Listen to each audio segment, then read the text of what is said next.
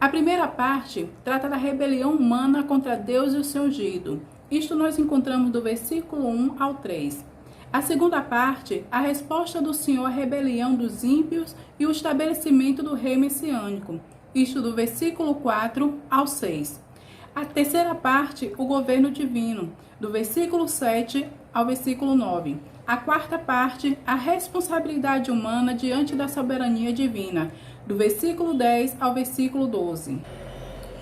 Do versículo 1 ao 3, as nações rebelam-se. No Antigo Oriente Médio, a coroação de um novo rei era muitas vezes a ocasião de revolta dos povos e reis que tinham ficado sujeitos à coroa.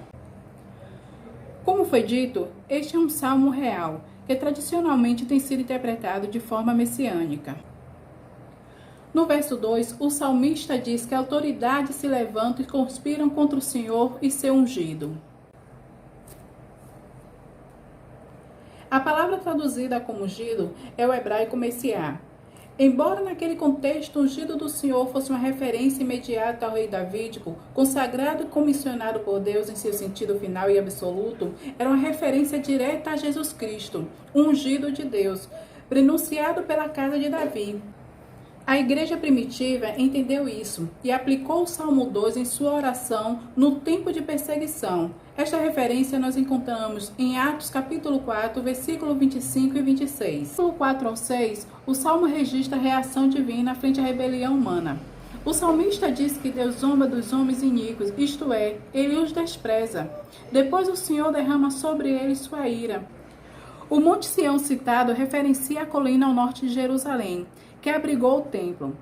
Às vezes, na passagem bíblica, toda a cidade de Jerusalém é chamada de Sião. No simbolismo bíblico, frequentemente a Sião terrestre prefigura a Sião celestial.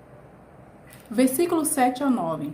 Esses versos refletem a aliança davídica registrada em 2 Samuel, capítulo 7, do versículo 8 ao 16. Conforme o Novo Testamento interpreta essa passagem, a fala divina relatada nesses versos foi dirigida ao Filho de Deus e testemunhada por Davi, como rei temporal comissionado pelo Senhor diante do seu povo.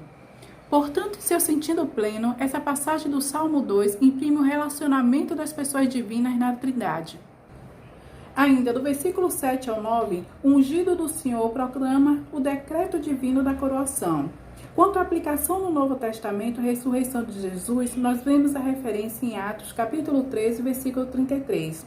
Quanto à sua superioridade em relação aos anjos, nós vemos esta referência em Hebreus, capítulo 1, versículo 1. Quanto à sua nomeação como sumo sacerdote, Hebreus 5, versículo 5.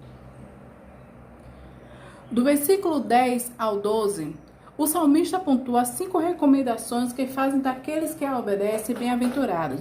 São elas: sede prudente, deixai-vos advertir, servi ao Senhor com temor, alegrai-vos nele com temor, beijai o filho para que ele não se irrite e pereçai no caminho. Uma expressão que se refere ao ato que simboliza submissão e fidelidade. Essas recomendações expressam a graça e a misericórdia do Senhor. Por isso, aqueles que se refugiam nele são bem-aventurados. Contudo, a justiça de Deus não deixará o pecado humano impune.